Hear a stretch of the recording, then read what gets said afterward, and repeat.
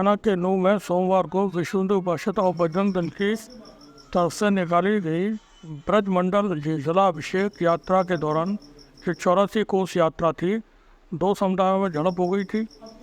इस हिंसा में अब तक 6 लोगों की जान जा चुकी है और कई लोग जख्मी हुए हैं। तकरीबन 116 लोगों को गिरफ्तार किया गया है। इस घटना के बाद से बहुत सारी चीज़ें और भी हुई है और लोगों की प्रतिक्रियाएं भी आ रही हैं इस पर। बीती रात की खबर है, ये नूह से ही है। हरियाणा के नूह जिले में हालात सुधरने का नाम नहीं ले रहे हैं। ताज़ा जानकारी के मुताबिक हिंसा में 2 दिनों की शांति के बाद बीती रात नूह के तावड़ू शहर में 2 मस्जिदों में आगजनी की खबर आई। बताया जाता है कि यह खबर मिलने के बाद पुलिस मौके पर पहुंची और उन्होंने चारों तरफ से वहाँ पर छानबीन की। खबर कुछ इस तरह से कि मस्जिदों पर पेट्रोल पंप से हमला किया गया, जिसमें नुकसान तो कोई नहीं हुआ है, लेकिन कुछ जलाने की खबरें हैं कि वहाँ पर आगजनी हुई उससे और मस्जिद को थोड़ा सा नुकसान जलने की वजह से हुआ है। अब ये अभी तक जो बवाल चला हुआ था, मणिपुर में चला हुआ था, 3 महीने हो गए मणिपुर में। आज पूरे 3 महीने मुकम्मल हो गए। 3 मई 2023 को वहाँ पर हिंसा शुरू हुई थी। 160 के करीब लोग मारे जा चुके हैं, हज़ारों लोग जख्मी हैं, 50-60 हज़ार लोग रेफ्यूजी कैंप्स में रह रहे हैं और विपक्षी पार्टियां तमाम उसको लेकर के सरकार से डिमांड कर रही हैं कि पार्लियामेंट के अंदर बहस हो, प्रधानमंत्री उस पर अपना बयान दें, लेकिन अभी तक सरकार की तरफ से कोई प्रतिक्रिया मणिपुर की को लेकर के नहीं आ रही।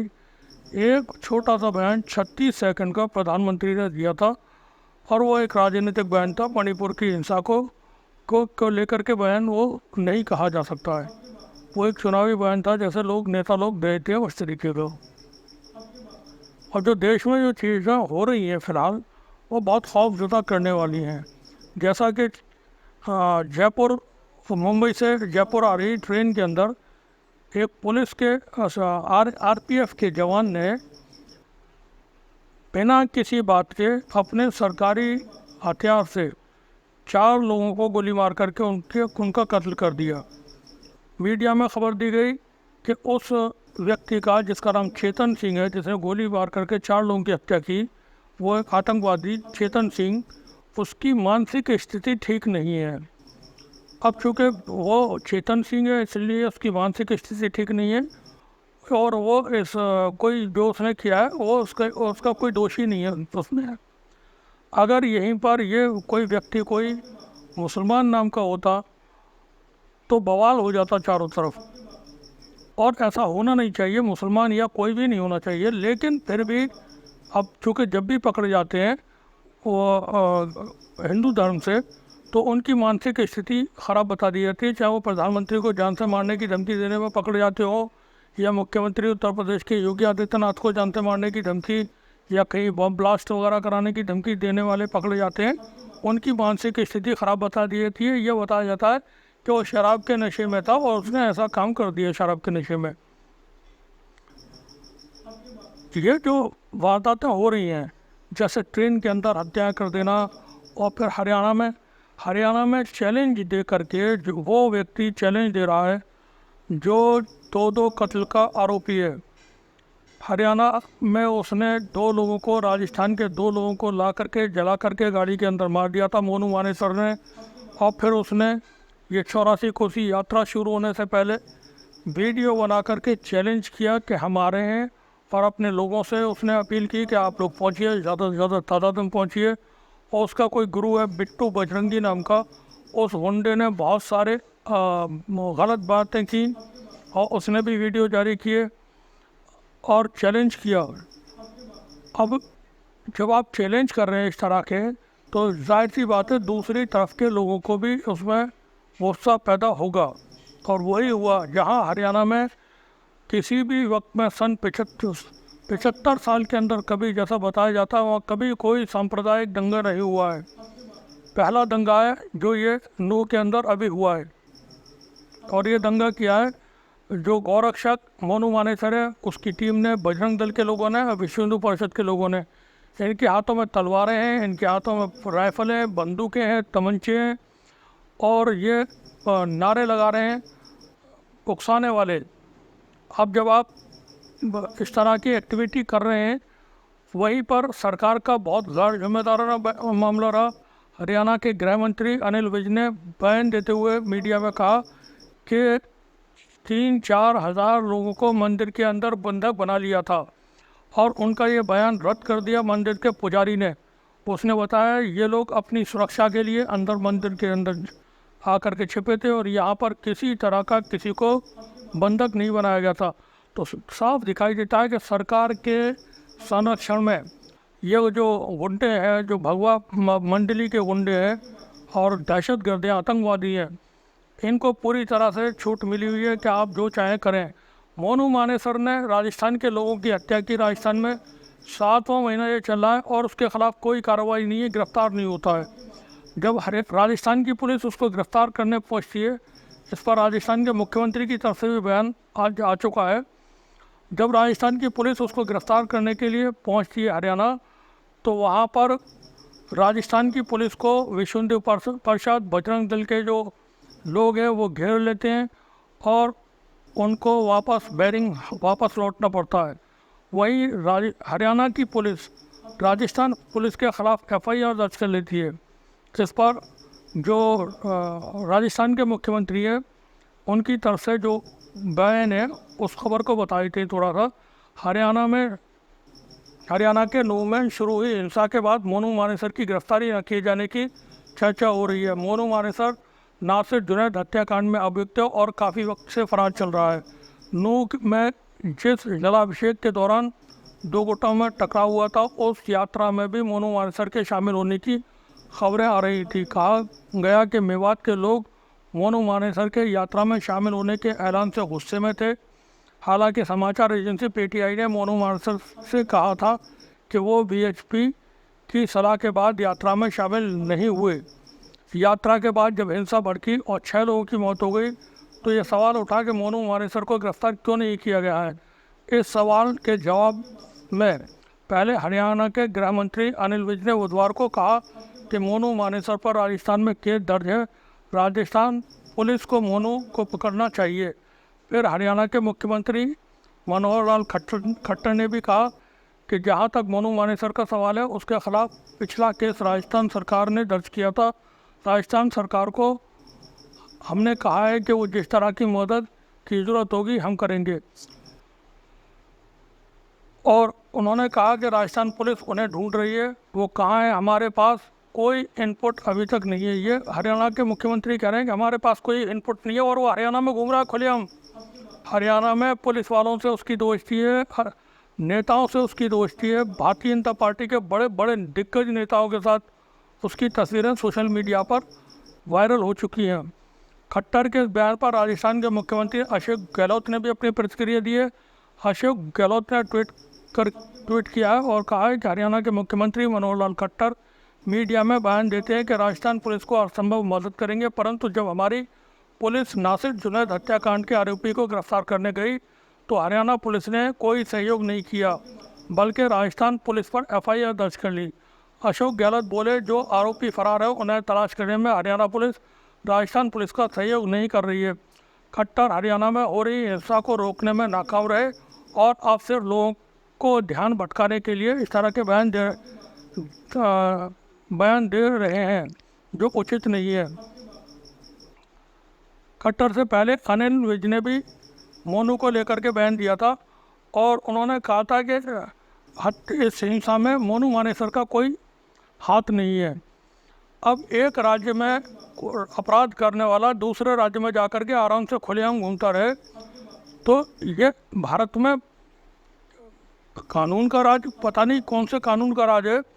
एक व्यक्ति जिस पे 2 लोगों को जला करके मार देने के आरोप है, जिसकी पुलिस तलाश कर रही है, वो हरियाणा में खुलेआम घूम रहा है, वीडियो सोशल मीडिया पर डाल रहा है। उसकी लोकेशन सोशल मीडिया पर ट्रेस की जा सकती है, उसके मोबाइल ट्रेस किया सकते हैं, उसके पास पूरा गैंग है। गैंग के सदस्यों को पकड़ करके उसके बारे में पूछताछ की जा सकती है, पता लगाया जा सकता है। लेकिन हरियाणा के मुख्यमंत्री कह रहे हैं कि हमको उसके लोकेशन के बारे में, वो कहाँ है, कुछ जानकारी नहीं है। अब गुड़गांव में जो वारदातें ये हुई हैं 9 के बाद, कई जगहों पर ये वारदातें हुई हैं, जिसमें गुरुग्राम भी है। वहाँ पर मस्जिद के एक इमाम मौलाना साद हैं, उनको कत्ल कर दिया गया, उनकी हत्या की गई, मस्जिद में आग लगाई गई। और ये आग, चूँकि हिंसा तो नूह में हुई थी, गुड़गांव में हिंसा किसने की? गुड़गांव में हिंसा पूरी तैयारी के साथ ये तमाम चीज़ें चली हैं, और ये ट्रायल हो रहे हैं बिफोर 2024। मणिपुर है, ये नूह का मेवात का दंगा है, ये ट्रायल हैं। फिल्म या जो कुछ होना है सीन, वो 2024 के चुनाव से पहले होगा। सरकार के पास कोई काम नहीं है जो बता करके जनता में जा कर के वोट मांगे। वो धर्म के नाम पर चुनाव लड़ेगी, राम मंदिर के नाम पर चुनाव लड़ेगी, और हिंदू मुस्लिम के नाम पर CA, NRC, UCC, इस तरह के मुद्दे। और जब दंगे वगैरह हो जाएंगे तो उनको भुनाएंगे, दंगों के नाम पर चुनाव होंगे। ये जो चीज़ है, ये पैटर्न निकल के आ रहा है। अभी कॉन्स्टिट्यूशनल क्लब में चौधरी सतपाल सिंह, जो पूर्व राज्यपाल है, उन्होंने बयान दिया है कि भारतीय जनता पार्टी चुनावों से पहले कुछ भी करा सकती है, दंगे करा सकती है मणिपुर जैसे, पूरे देश में कहीं भी किसी भी राज्य में। वो LOC पर कश्मीर के साथ एक जंग शुरू कर सकती है, LAC पर चीन के साथ जंग शुरू कर सकती है, और किसी भारतीय जनता पार्टी के बड़े नेता की हत्या करवा सकती है, राम मंदिर के ऊपर हमला करवा सकती है। ये चौधरी सतपाल सिंह का बयान है, जो 2 दिन पहले उन्होंने कॉन्स्टिट्यूशनल क्लब दिल्ली के अंदर बोला है। ये बड़ी फिक्र की बातें हैं, क्योंकि भारतीय जनता पार्टी RSS के पास अपना पूरा एक सिस्टम मौजूद है, उसके पास लोग मौजूद है, 20-25 करोड़ लोग उसके सदस्य बताए जाते हैं। ऑन पेपर तो उनका कोई रिकॉर्ड है नहीं, और बिल्कुल अंडरवर्ल्ड के माफिया लोगों की तरह RSS का काम होता है। जैसे मोसाद के लोग हैं, वो तो एजेंसी है इसराइल की, लेकिन इसराइलियन माफिया है, मैक्सिकन माफिया है, ये जिस तरह से काम करते हैं। आपको बता दें कि इसराइलियन माफिया में एक सदस्य दूसरे सदस्य के साथ लंबे वक्त भी रह लेगा, तब भी दोनों को ये पता नहीं चलेगा कि अमेरिकी संगठन में काम करते हैं। उनको सिर्फ हिंट दिया जाता है, एक स्पेसिफिक कोड दे दिया जाता है और काम बता दिया जाता है, वो उस टारगेट को अंजाम दे देते हैं। इन्हीं लोगों का इस्तेमाल हुआ था कुछ वारदातों के लिए जो भारत में हुई। वो अभिनव भारत संस्था जो मौजूद है, उसके साथ इनके का कोलैबोरेशन है, बहुत अच्छे संबंध बताए जाते हैं। जानकारी कुछ इसी तरह की है इसराइलियन माफिया के साथ। तो जो चीज़ें निकल के आ रही हैं वो बड़ी फिक्र पैदा करने वाली है। हथियार लेकर के, राइफल, बंदूकें, तलवारें लेकर के कौन सी यात्रा निकलती है? कांवड़ यात्रा में अभी बरेली के अंदर वहाँ के SSP ने ये बयान दे दिया मीडिया के सामने कि कांवड़िए शराब के नशे में थे, शराब पिए हुए थे, और उनके पास अवैध हथियार थे, और यात्रा में बाहरी लोग शामिल थे, जिसके बाद उनका ट्रांसफ़र कर दिया गया। बरेली में पुलिस ने कांवड़ियों पर लाठी बजाई थी, लाठी चार्ज किया था, सिर्फ इसलिए कि वो इलीगल एक्ट में शामिल थे। उनके खिलाफ कार्रवाई करने पर SSP का ट्रांसफ़र कर दिया जाता है। आप लोगों को काम नहीं करने दे रहे हैं, कानून व्यवस्था कायम कहाँ से हो? नेता लोग अपराधियों के पक्ष में खड़े होकर के उनके पक्ष में बयान देते हैं। अनिल विज का बयान आपत्तिजनक है पूरी तरह से, कि मोनू मानेसर का इनसे कोई संबंध नहीं है, और वो बोलते हैं कि 3,000-4,000 लोगों को मंदिर के अंदर बंधक बना लिया था। किसने बंधक बनाया था? मुसलमानों ने। गृह मंत्री एक प्रदेश का, उसको जानकारी होनी चाहिए पूरे सब्जेक्ट की, पूरे मामले की। उनके पास जानकारी नहीं है किसको बंधक बनाया, किसने बनाया। पंडित मंदिर के पुजारी ने वो तमाम चीज़ें साफ कर दी, इस तरह का कुछ नहीं हुआ, और वो बयान बिल्कुल गलत है। तो सरकार जब अपराधियों को संरक्षण देती है, सरकार जब बढ़ावा देती है, उनको छूट देती है, तो ये तमाम चीज़ें होती हैं। आप आरोपियों को जेलों से छोड़ते हैं, हत्या और बलात्कार के आरोपियों को, और उनको 15 अगस्त के दिन छोड़ते हैं, उनको फूल मालाएं पहनाई जाती हैं। MP लोग, मिनिस्टर लोग भारत का तिरंगा पहनाते हैं हत्यारों को, उनको ग्लोरीफाई किया जाता है। देश के अंदर जिस तरह का चीज़ें हो रही हैं वो बहुत ही खौफनाक है। एक खबर और है, वो खबर इलाहाबाद से है। इलाहाबाद में जो ज्ञानव्यापी मस्जिद का मामला बनारस यानी प्रयागराज में वो बनारस में चल रहा है, उसको लेकर के इलाहाबाद हाई कोर्ट ने में आज सुनवाई थी। वहाँ से आदेश हुआ है ज्ञानव्यापी सर्वेक्षण मामले पर। हाई कोर्ट ने लंबी सुनवाई करने के बाद अपना फैसला सुना दिया है। हाई कोर्ट ने मुस्लिम पक्ष की याचिका को खारिज करते हुए वाराणसी जिला जज के आदेश को बरकरार रखा है, जिसके बाद ज्ञानव्यापी मस्जिद का एक SI सर्वेक्षण होना है।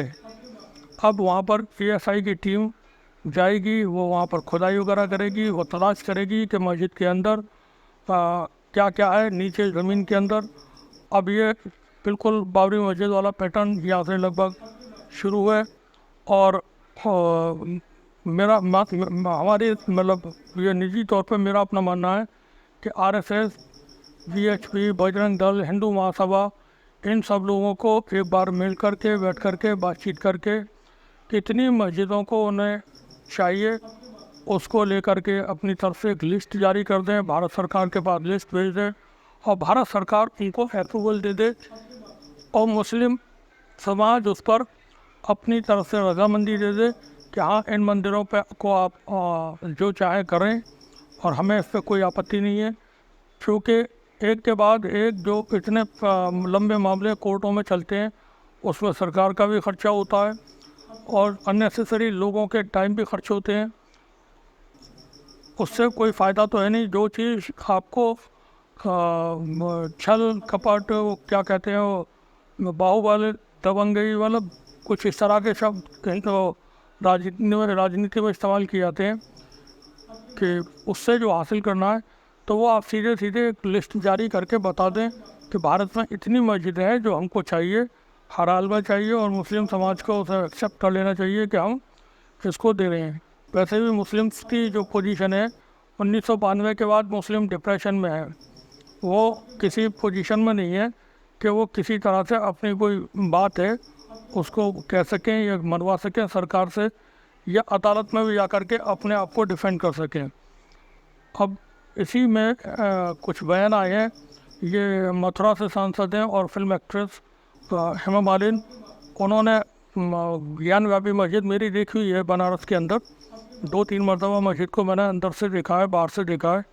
और तो उस पर ये बयान हेमा मालिनी का है, वो कहती हैं इसका फ़ैसला जल्द से जल्द आना चाहिए वरना कुछ ना कुछ बातें होती रहती हैं। अगर फ़ैसला जल्द आ जाएगा तो यह पूरे देश के लिए अच्छा होगा। इसी पर ST हसन ये एक सांसद हैं, उनका भी बयान है और वो बयान हम आपको पढ़ के सुनाते हैं।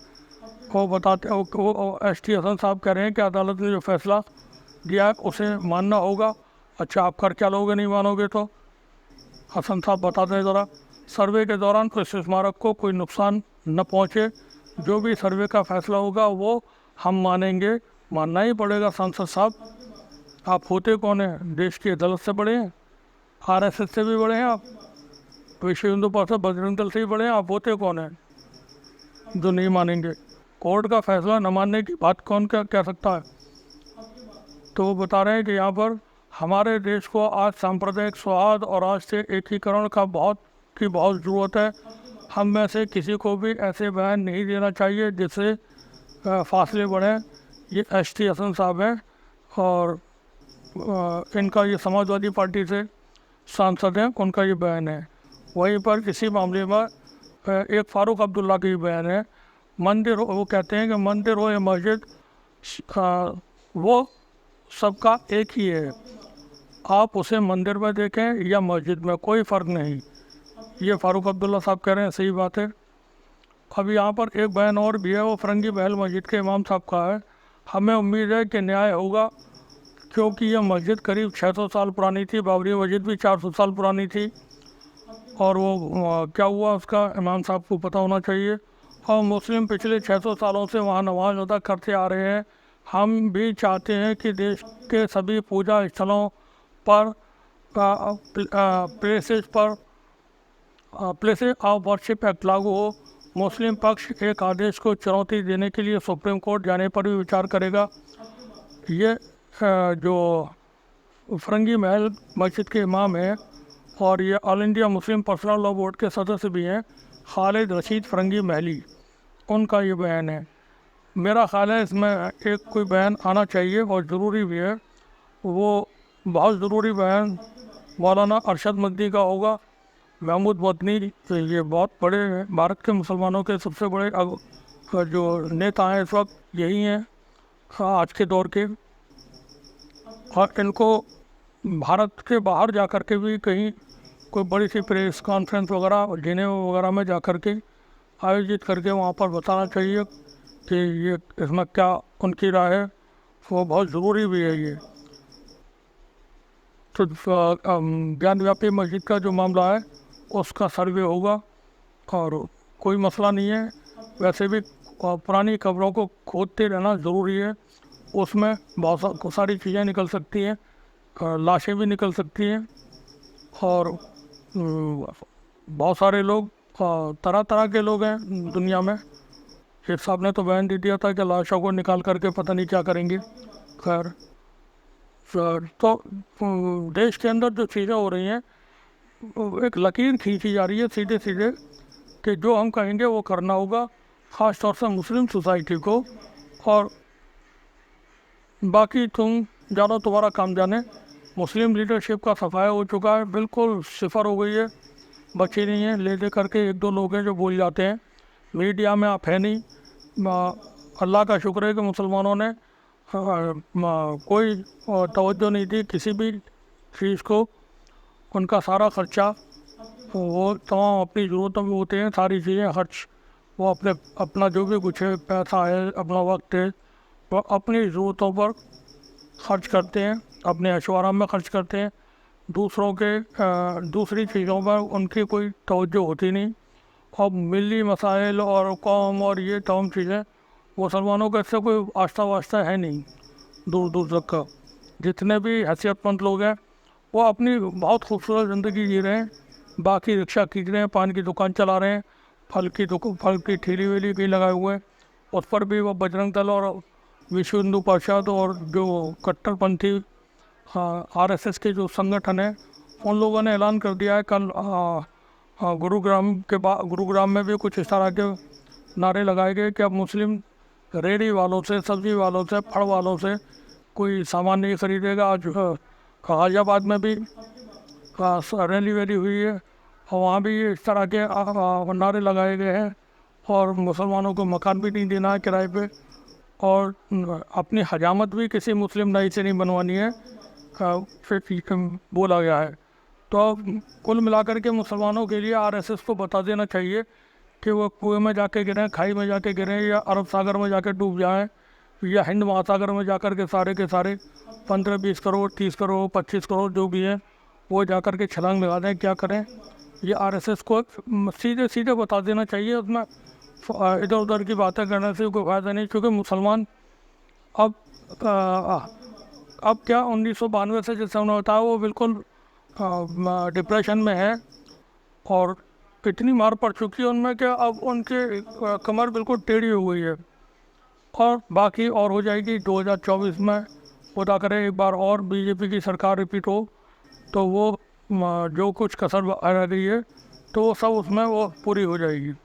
बने रहिए हमारे साथ, देखते रहिए तीसरी जंगी। शुक्रिया आप सभी का। And he knows this. मुझे ये डर है कि ये कहीं कोई खुराफात ना करा दें, जैसे राम मंदिर पे कोई विस्फोट करा दें, किसी बीजेपी के आदमी को मरवा दें, इम्पोर्टेंट को। ऐसे काम करा सकते हैं, he is capable of that. जो पुलवामा करा सकता है वो कुछ भी करा सकता है। He has scent regard for democracy. उनको बिल्कुल परवाह नहीं है पार्लियामेंट की। भौंकते रहो, तुम जो कहोगे, वो परवाह नहीं करते हैं, पर वो गलत रास्ते पे हैं। उनके लिए बेस्ट है अगर वो अभी छोड़ जाएं, इस चुनाव में हिस्सेदारी ना करें। हार के जाएंगे तो क्या बहुत अच्छा रहेगा। मैं ये गारंटी करता हूँ आपको कि 2024 में ये कामयाब नहीं होंगे।